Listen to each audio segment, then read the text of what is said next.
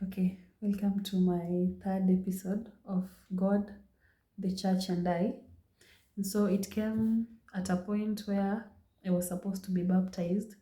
And so I had to ask God because I've been through things that I I failed or I refused to adhere to God's voice.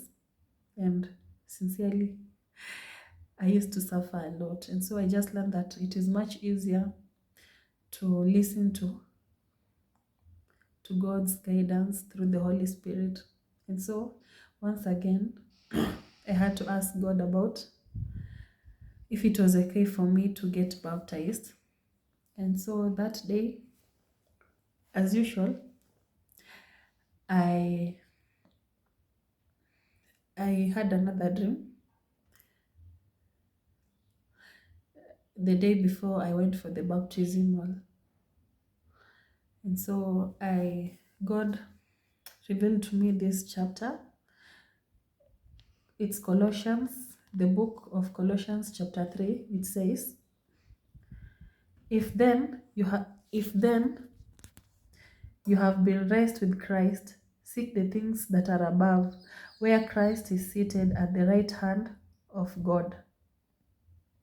Set your minds on things that are above, not on things that are on earth. For you have died, and your life is hidden with Christ in God.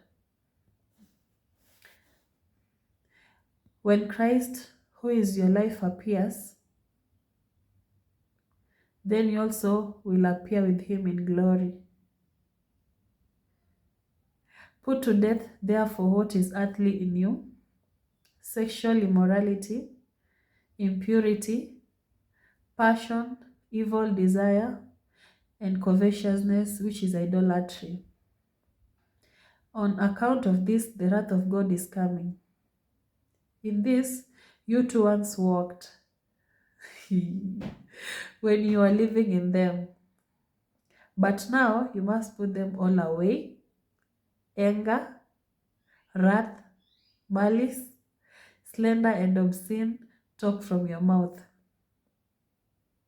Do not lie to one another, seeing that you have put off the old self with its practices, and have put on the new self, which is being renewed in knowledge after the image of its creator. Here, there is not Greek and Jew, circumcised and uncircumcised, barbarian, Scythian, slave, free, but Christ is all and in all. Put on them as God's chosen ones, holy and beloved, compassionate hearts, kindness, humility, meekness, and patience. Okay, it is a bit long. It goes up to verse 24. And so I will not be able to read the whole chapter. But then, okay, maybe I can just read chapter 16. Let the word of Christ dwell in you richly, teaching and admonishing one another in all wisdom. So I was reading Colossians chapter 3, verse 16, before I got distracted. So it says, let the word of Christ dwell in you richly, teaching and admonishing one another in all wisdom, singing psalms and hymns and spiritual songs with thankfulness in your hearts to God. And whatever you do in your word, that is chapter 17, and whatever you do in word or deed, do everything in the name of the Lord Jesus, giving thanks to God the Father through him. And then chapter 23, it says, whatever you do, work heartily as for the Lord and not for men. Chapter 24, it says, knowing that from the Lord you'll receive the inheritance as your reward, you are serving the Lord Christ. You are serving the Lord Christ. Tell me if that is not God.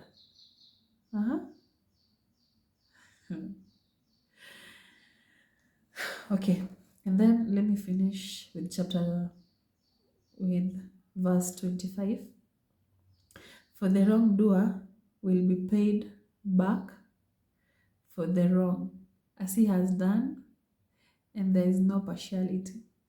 Let me tell you, I have always approached the Bible as a spiritual book, and through and through the scriptures, I've encountered God. Like, he speaks to me through the verses. And again, I believed and trusted in that. And so, me and my daughter, we prepared ourselves, went to sit down as usual for the church service. And then after, something good happened on that day. There was a script that was acted like a drama, where there was this lady who was frustrated in life, and there was, in the script, there was Satan, and then there was God.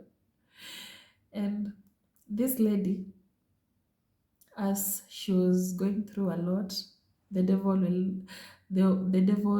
would remind her of how God was merciless, how God was letting her go through all that stuff, the embarrassment of the family, the father being a drunkard. But at the end of it all, the angels came, reassured the lady, and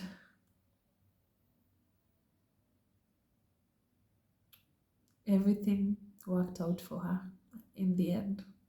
And who was that? Me. Hey, I just knew that was a confirmation to God. And it really touched my heart.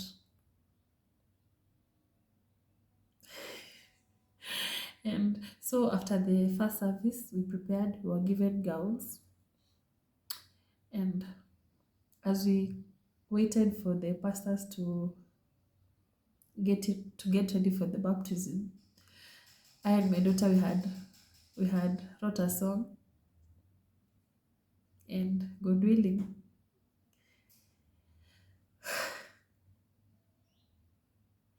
it will be out very soon. So we sang and we got baptized. Okay.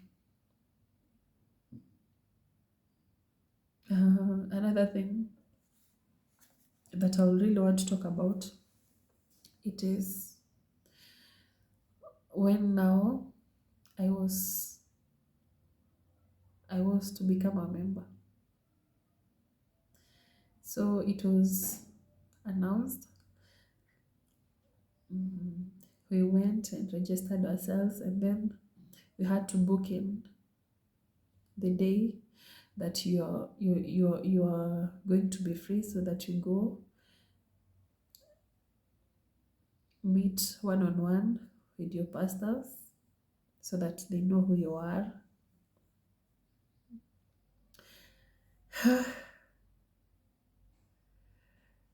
Again, for me,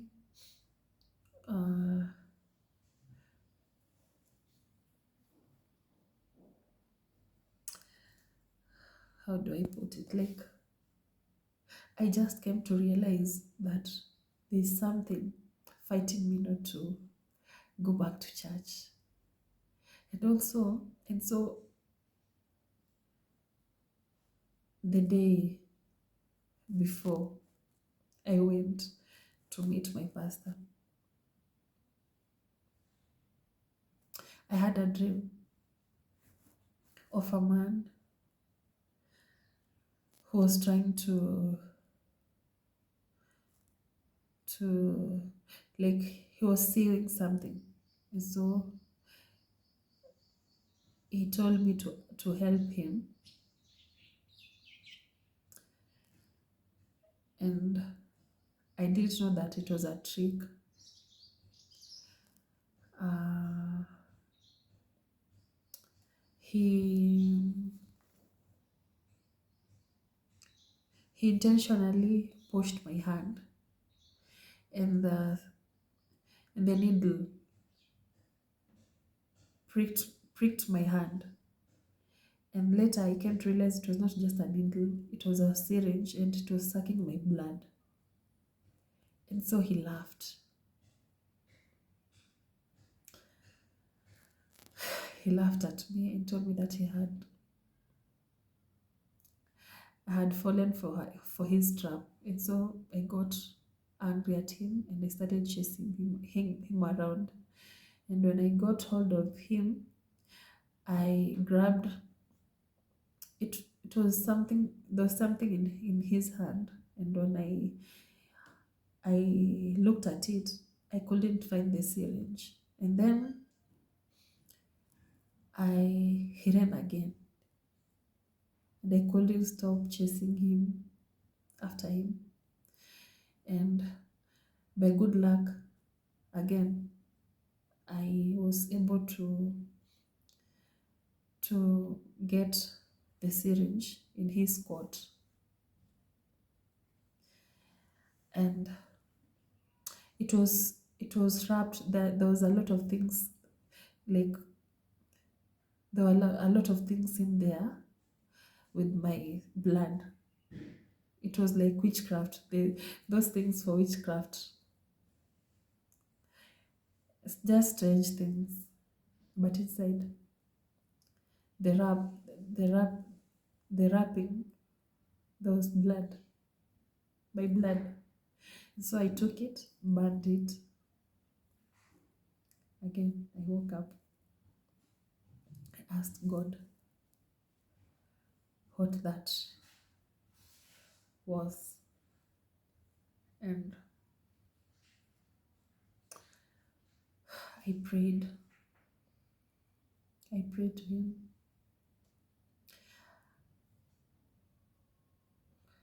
Before I left the house. And I boarded a matatu to go to church. And before we reached, we had a mechanical problem that the driver had to stop the vehicle and change the tires. At that time, I had not paid him.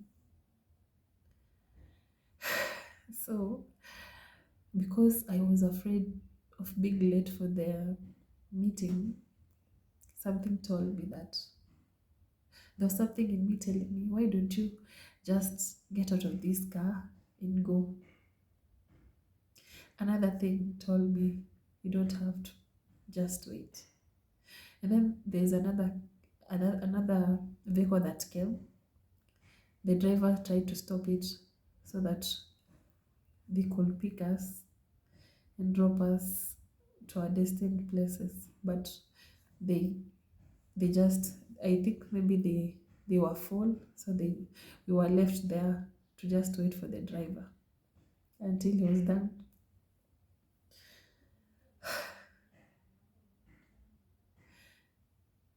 So nikafika tao, nikashuka.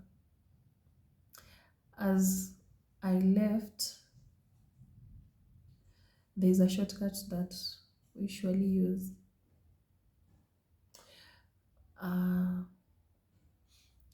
As I walked, I heard someone, a man, talking to me, and I ignored him. And then he insisted, he said, like, he told me what was it that I was carrying in my bag. And I just told him that I only had a Bible and I was going to church. And I asked him if he could join me. But looking at him, actually, he was not a good person, sincerely. You could just tell that this is not a good person. I made a few steps, and there was another guy who stood there, and he had a target. Like, you could just tell he had no good intentions of being where he was and how he was looking at me.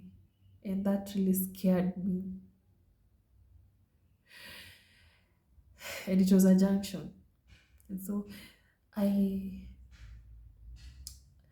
just, okay, there was something in me like that told me that if I had to walk, then it was important that I ensure that I'm not alone on my way to church. And by good luck, I saw a woman walking on the same direction that I was going to. So I followed her. A few steps, another man looking at me. But then I was confident that he couldn't attack me because that woman was there. Actually, he was in front of me. And as we walked, there's a place where they cook, they fry a lot of samaki, fish.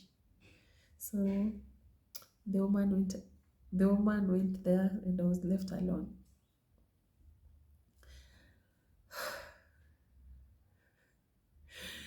And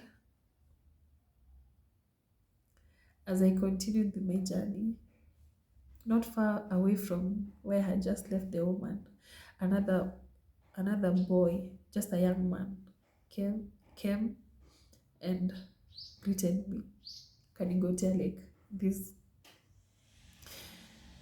And he didn't say anything to me. And that is when I knew that it was a setup.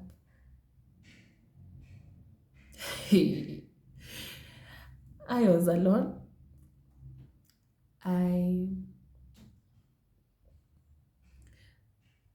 I saw a motorbike coming. Something told me to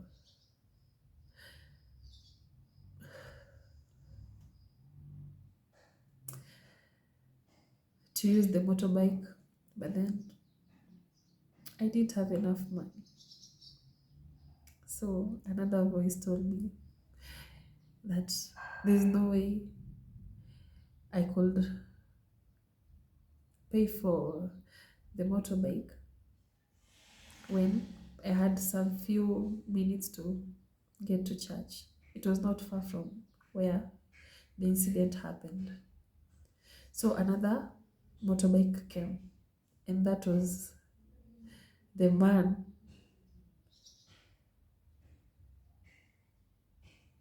I knew he had been sent to attack me, because he stopped the motorbike and kind of waiting. He was like kind of waiting for me, and there was a poster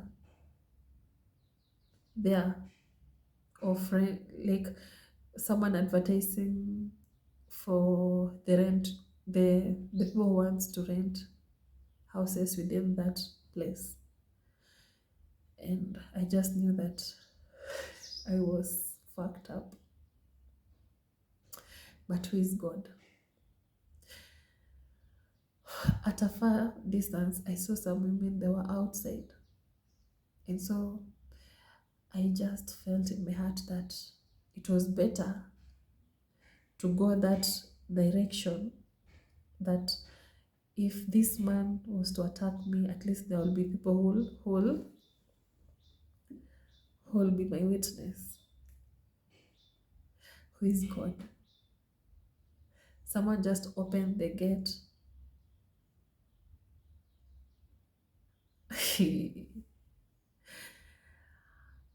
A young man again. He was going to the shop, and I asked him if I could use,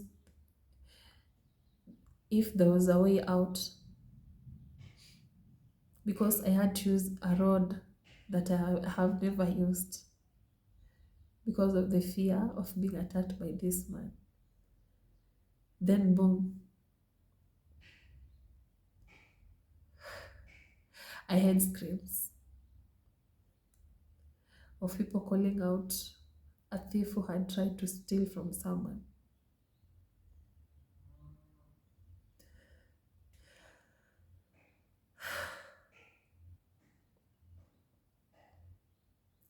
So the man on the motorbike could not attack me, because now this guy had just opened the gate and we were heading the same direction. So God saved me that way. And on reaching at church, on the gate, I was so scared. And I shared the incidents with one of the soldiers at the gate. And they told me that there was someone who had been attacked like about 2 weeks ago when coming to church early in the morning. One of their colleagues. I was very happy and grateful to God for what He had done for me. I knew that I could not have made it without Him, because the person who had been attacked that time spent like 2 weeks. I heard that they even took him to the ICU, but he made it out. So I managed to talk to my pastor, Pastor Felix, and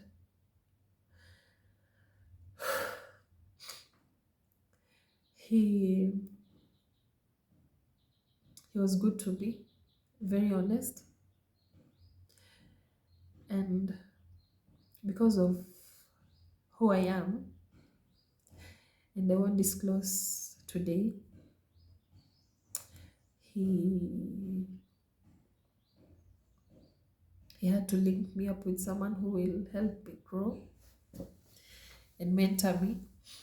And so he decided to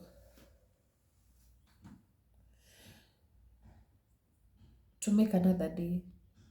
Like it was on, I was to go meet him the next week on Tuesday. And when that Tuesday came, the devil again. I had no money. I had like, was it 76 bob in my 76 shillings? And it was a fuliza, actually fuliza, the last limit. The only limit I had fuliza, and I was only remaining with 76 shillings. And so going to church again on Tuesday meant that I could not afford to go back home. So I decided to go to the bank to get some loan. So when I went to the bank, actually I was told that they can't loan me because I was in CRB for because I had delayed to pay some loan, and they had